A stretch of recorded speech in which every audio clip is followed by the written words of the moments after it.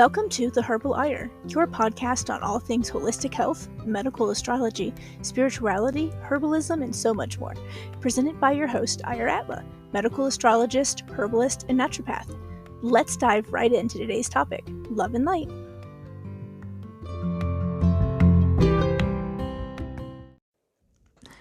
Hi everyone, welcome back to The Herbal Ire. I'm Ire Atla and I am your host.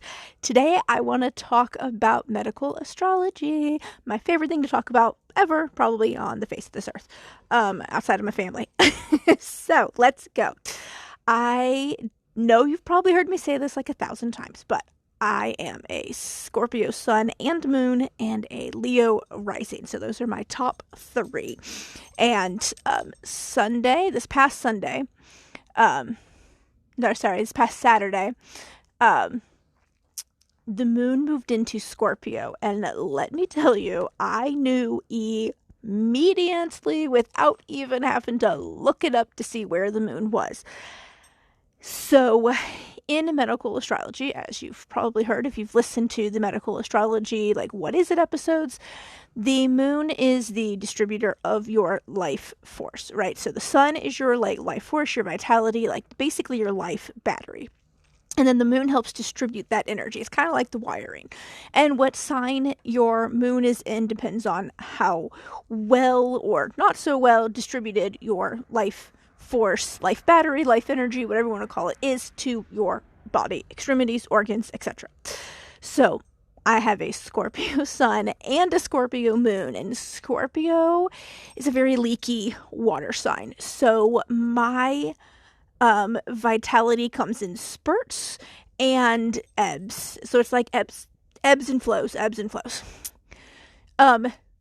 So due to being a water sign, I am very affected by the moon cycles and where it is at. So when the moon moved into Scorpio, I could tell immediately. And let me tell you how, and then hopefully this will give you some idea of how medical astrology is used in everyday life and how you can start trying to use it as well.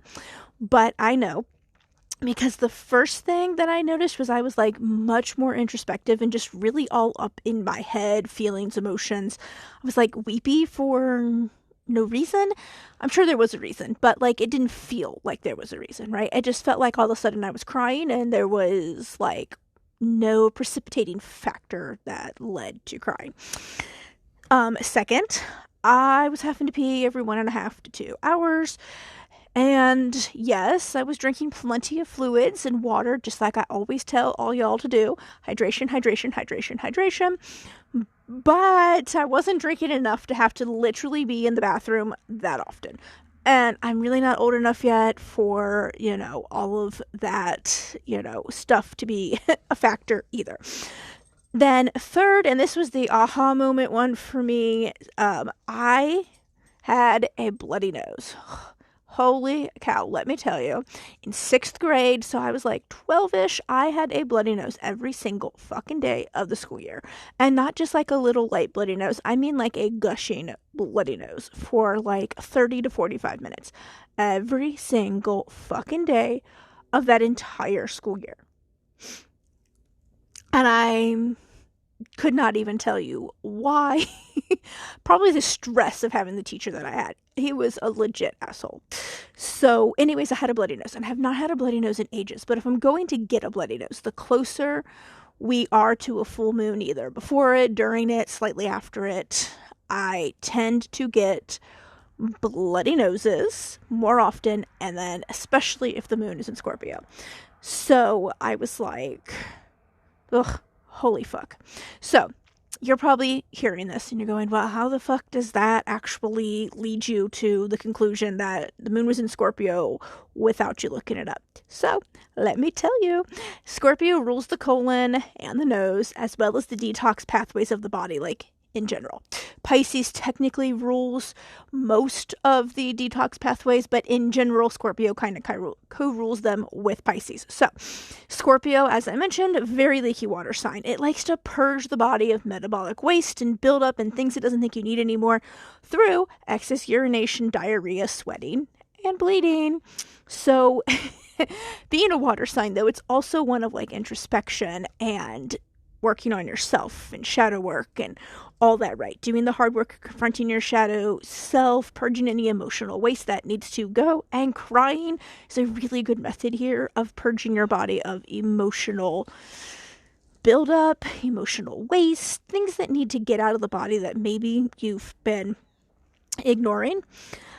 So yeah. And as a Scorpio moon native, like I said, I feel these more than someone would who doesn't have their moon in Scorpio, right? So I'm going to feel this a little rougher, a little harder than someone whose moon is in, like, let's say Sagittarius, right? So that really led me to realizing that my body was probably lacking in some balance, because I was peeing a lot. And then I started bleeding. So I'm purging a lot of stuff, but I wasn't putting a lot of stuff back in. So I needed to really, like, bring some balance back to my body. So in that case, I looked to Libra. She rules the balances of the body to help me really kind of figure out what I needed for my body. Now, alternatively, you could also look to the opposite sign of whatever your moon sign is. So in that case, for me, I could have looked at Taurus as well, but in this case, I decided to look at Libra since she rules the balances of the body, and my issues were more the balances of the body and not necessarily anything else. So at that point, I did that. I was getting rid of so much fluid through every orifice, apparently. So I needed to do something to start retaining some more fluids. So I grabbed my electrolyte packets and I added some electrolytes to my water. I put saline spray up my nose to help with any dryness that may have been there, as well as just rehydrating that section if it was dry. And also, again, saline spray is just another way to add some more balance to the body. And then I took a moment to really feel whatever it was that I was feeling that was making me weepy. I think it was more of like a just collective energy thing that I was feeling, because nothing in my personal life was really feeling off at that moment. So I think it was mainly that, but I just got it all up and out. I played some drum music, I moved my body, I cried, I just let myself move those feelings up and out of my body. And then I made sure that I was eating food with plenty of B vitamins and fiber present, because again, if I was already having the urination, the sweating, the bleeding nose, the crying, all of that, right? Diarrhea was probably on its way. And in my case, I know my body well enough to know that that was very, very likely for me. So I ate plenty of B vitamins and fiber to help reduce any likelihood of diarrhea later. I had my kombucha, all of the good stuff to help my body increase the bulk in my stool so diarrhea was hopefully not an issue later, and it wasn't. So it either that worked or I just wasn't going to actually have diarrhea. Honestly, at this point, I don't care. I just didn't have it, so I was happy with that. So this is just like one quick little way of how you can use medical astrology in your everyday life. So knowing your design, how your body's cosmically designed by getting a medical astrology reading to begin with, can really help you figure out when things start happening in your body, like what's going on, where it's stemming from, and how to fix it on your own. Learning, because you learn to trust your body, you learn to know exactly how it works, how it's designed to work, how nutrients work in your body, all that stuff, right? So that anytime anything crops up, you are super prepared for fixing it yourself. And you don't need to always run to somebody else to do it, right? You can really start trusting and knowing and learning your body. So also learning how the moon phases and the moon sign placements affect you is really good as well. So keeping a moon journal is a great way to figure this out. So every day, writing down where the moon is at in the phases, right? What sign it is in, and then how you are feeling mentally, emotionally, physically. And do this every day for a month, because usually 28 days, like 28 and a half, somewhere in there, the moon goes through all of its cycle, right? All the phases and all of the signs. So really figuring out how your body is affected by the moon and what signs it is in can also give you a huge clue as to what the fuck is happening when something weird happens and you're going, wait a minute, this happens every time the moon moves into, Aries. So let me check. And then you can check and be like, oh, the moon is in Aries. And then you know how to fix it, right? To balance out Aries, you look at the opposite sign. So that's a good way as well to get to know your body better and learn to trust it more and figure out what it's telling you, right? Slowly learn to speak the language of symptoms so that you can correct whatever is happening in your body and restore balance based on your specific cosmic design. Based on your specific natal chart and your signs. It is an absolutely amazing way to really reach your health goals, reach optimal wellness for your body, really get off of the fight your body bandwagon and get back onto the trusting your body, living in harmony with it, living in cycle and sync with the moon and the seasons and nature, and getting back to the basics, right? So yeah, that's really all I wanted to talk about today was that. It's been a weird week. That happened, and then we left for vacation. We went down to Florida. We had to take care of some things down there, and we have some friends that live there, so we decided to stop and see them. So we were down there for a week, and oh my god, absolutely crazy. Madhouse, tons of traffic, fuck ton of people, and so many near misses with us driving of people almost hitting us or just like literally turning in front of us I can't even tell you. I literally saw my life flash before my eyes so many times. So, yeah. Sorry if you hear the wind. I'm trying to record this outside and the wind has decided to really pick up all of a sudden. So we're back with our older kids now in Tennessee, and I'm just glad that we made it in one piece because holy fuck was that a trip, let me tell you. So yeah. And it was just exhausting, but wonderful. We got to spend time on the beach and lots of time outside in the sun. And the weather was much warmer down there because apparently we left and some, polar force came through. And it was, freezing and they got snow up here. So good timing for us to leave, I guess. But I'm just recovering from that. Let's put it that way, which is why an episode didn't come out earlier. I was enjoying time with my family and my vacation. And, yeah. So, that, and I found out that, a dear friend of mine passed away a few days ago. I hadn't heard from her in a few days. I had messaged her last week, and I hadn't heard anything back, and I knew that she hadn't been doing super well with her health, and so we had been talking and, trying to help her and all that stuff, and it was, yeah, and I didn't get a response, and I was like, well, she's probably just busy, but I just had this feeling that, it was more than busy, and I just found out that, a couple of days ago, she passed away, so I'm just in a weird place right now, mentally, with that.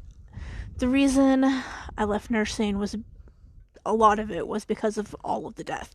There's a ton of death. You see it all the time. You're a part of trying to save someone, and then it doesn't always happen. During COVID, literally everybody was dying left and right, and it was really fucking hard to deal with, and it was really traumatizing, and finding out that my good friend passed is just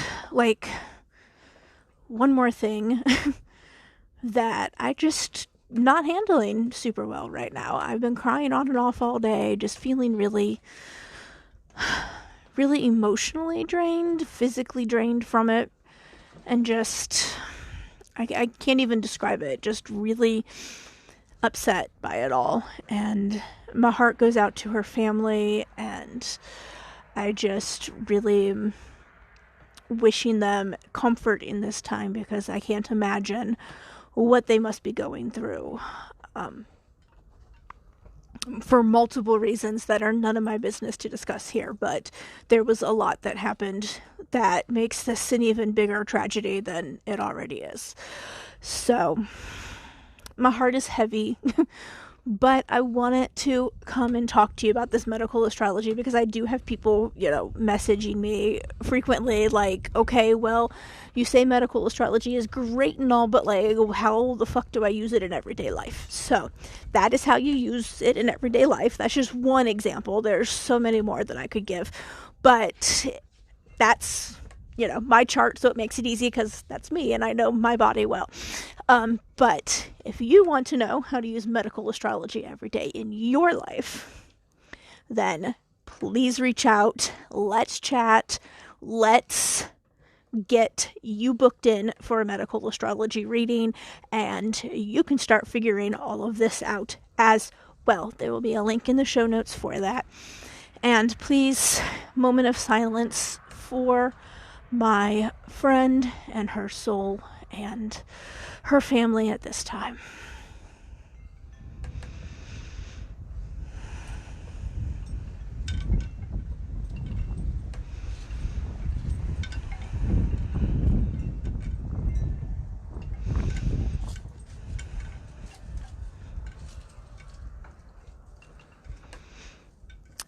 I wish her and her family all the condolences and love that I can send their way. And I appreciate you, my dear listeners, and I would love if you reached out, if you need help, and let's figure out how to get you that help too. All right. I love y'all. Love and light.